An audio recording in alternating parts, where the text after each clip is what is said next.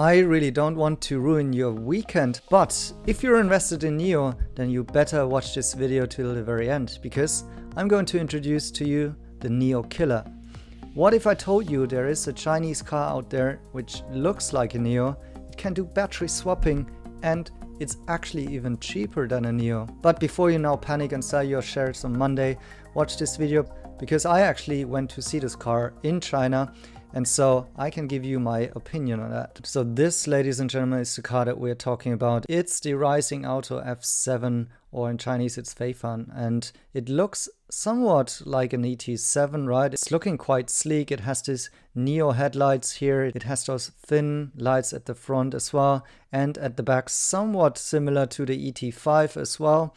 So kind of the design language isn't too bad here with this car, right? And if you're getting the Pro version of this car, you can start and get it at 300,000 RMB.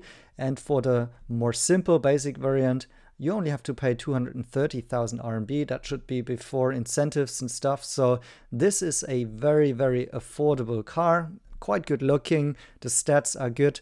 It does also do battery swapping. So here you can see they have battery swap stations. But then if you start looking a little bit at the details, then you also already see that they only have 114 stations. So sometimes NIO builds 114 stations in a day, more or less, or let's say 2 days. 3 days. That's more realistic, right? But anyways, this brand Rising Auto has a huge backer because it's announced from SAIC Motor, and that is the joint venture partner of Volkswagen. And if you watch my channel, then you know that this is actually the company where Audi just famously made a deal with in order to buy the EV platform. So having all of these smart car functionalities, even NVIDIA Orin inside the car, battery swapping, as well as what appears to be quite good exterior design, should explain why also here the media is saying that this will compete with NIO directly. Now, how much of a challenger to NIO will Rising Auto be? Well, first of all, the sales don't really show up in any of the current figures. It seems they are quite low, and that despite the lower sales price. But let's quickly check the footage on what I've shot on the ground. So this was one of the stores that I found in Shenzhen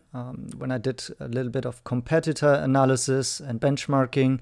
And as you can see, the store isn't super busy. However, the first impression is, wow, it's actually looking like a pretty sleek car, doesn't it? But then if you're getting a little bit closer, I think that already changes quite a bit. At least in my perception, the look immediately changed in a way that I think the perception of this is, even from the exterior design, that it's having a little bit of a cheapish look, to be honest. Also, like the handling, the door opening, and the material quality build, the first impressions weren't that great, to be honest. So I sat inside the car. What's noticeable immediately is this huge center screen. Well, it's actually, from the passenger side, going to the center and then also enhancing to the driver's side. It's a huge display, which of course is a copy of the Mercedes-Benz interior, if you haven't seen that before. The screen itself is actually quite small. I didn't like the operating system, the software, too much, to be honest. And then you can see the materials. They look a little bit better, I have to say, here on this video than my actual feeling when I was inside. They come across here a little bit more luxurious, which I think is the intention, to be honest. So you can see the material isn't a bad quality per se. However, to me, I can just tell you the way it felt, it was really, well, you could feel that this is not the greatest material. And I'm wondering how this would look after, let's say, 1 or 2 years of using, especially with some of these materials that are being used inside here. And it just seems to be not in a coherent design, in an interior design. It's not very premium to luxury feeling, in my point of view. Although, of course, if you say you want to mimic the Mercedes-Benz interior, then it somewhat has some similarities with that. However, if I would compare it with NIO, then I should say that this one is much less appealing, at least to me. I like the simplicity of the NIO design, and this one has much more of this old legacy car type of a feeling, to be honest. Of course, they're trying really hard with the software, and there's every functionality that you could wish for, and generally most Chinese cars are pretty well equipped with such kind of operating systems currently. However, I have to say, in comparison to what else I can get on the Chinese market, this isn't extremely appealing to me. Also, like this rear view mirror, which is actually digital, didn't appeal to me either. So overall, I just didn't have a great feeling inside of this car, despite you could really see how they try to appeal to a certain target audience here. This was the SUV version that I've just shown, and now you also can get a look at the F7, which is more of the competitor to the ET7. The exterior quality, I would say, still lags behind what I see from NIO, definitely. Then also some of the materials here just seem to be plasticky and cheap, just from the looks and from the haptics and how it feels.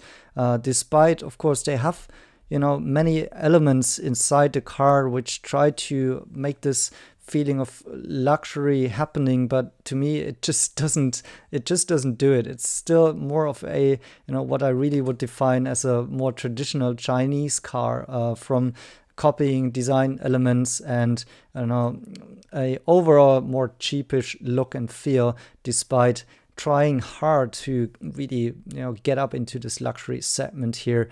But overall, despite all of these functionalities, like this rooftop here and the big center screen, and, you know, massage seats and every kind of a button and knob here to adjust things, it just simply didn't feel right to me. I mean, I could never imagine how a potential NIO buyer would really opt for this type of a car, despite the fact that this on paper is a much better bang for the buck, right? It has all of the smart car functionalities. It does have a great design. It does have all of the battery swapping and other functionalities that NIO also has to offer.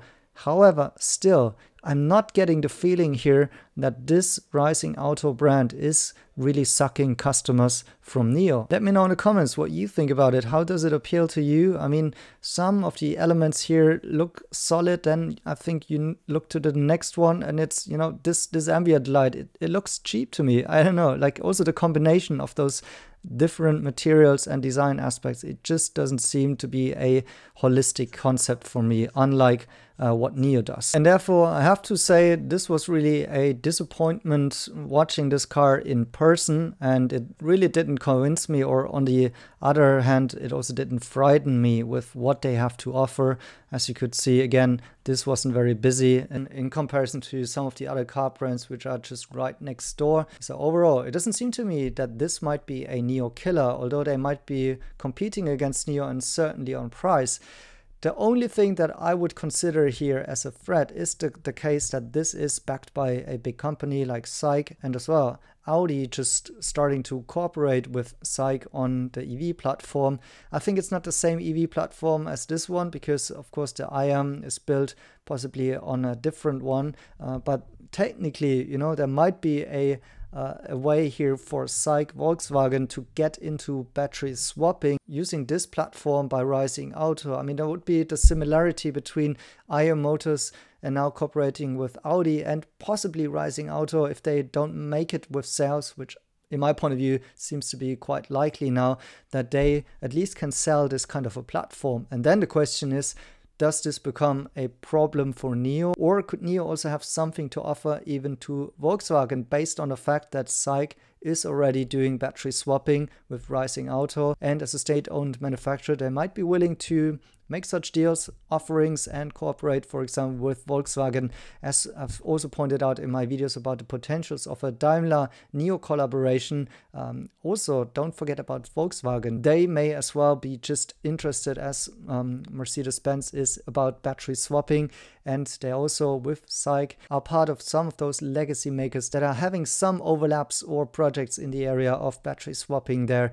And so this is what we have to really watch here. Not so much this Rising Auto brand in my point of view, but you let me know in the comments whether or not this is frightening you as a NIO stockholder, or did this car appeal to you? Do you think just because it's a couple of bucks cheaper than, let's say, the ET7, then this is actually a better deal? Let me know what you think about it. Thanks for watching and see you in my next video.